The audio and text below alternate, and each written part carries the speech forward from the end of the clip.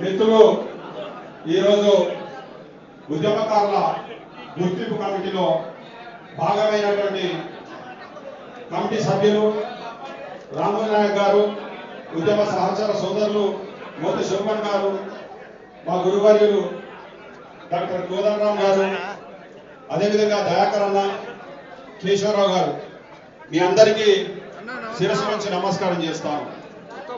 Sir, నేను ఉద్యమం గురించి ఎక్కువ చెప్పా, ఆ సంఖ్య కనబడుతుంది ఉద్యమం ఎట్లా చేశారు, కానీ మీకు సూచన చేయడానికే వచ్చిన.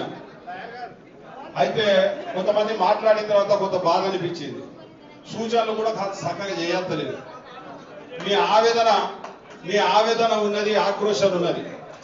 అందుకని ఆవేదనను, ఆక్రోశాన్ని మనం వ్యక్తపరచుకునేటప్పుడు పని చేయించుకునే తెలివి కూడా ఉండాలి మనకు.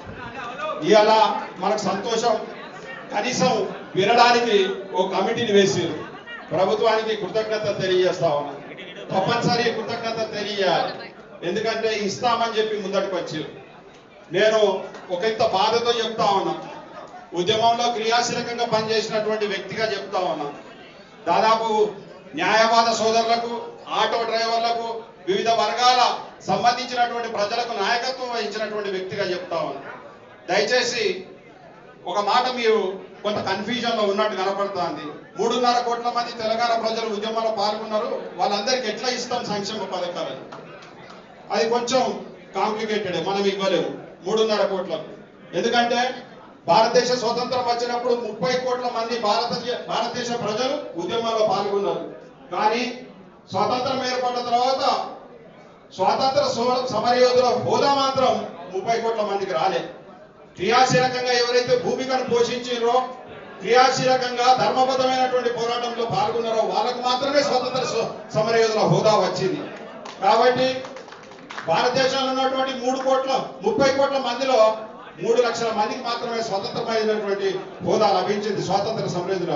అట్లనే 3.5 కోట్ల మంది తెలంగాణ ప్రజలలో 3 లక్షల మంది క్రియాశీలకమైనటువంటి ఉద్యమకారులు ఉన్నటువంటి విషయాన్ని ఈ సందర్భంగా గుర్తు చేస్తా ఉన్నాం.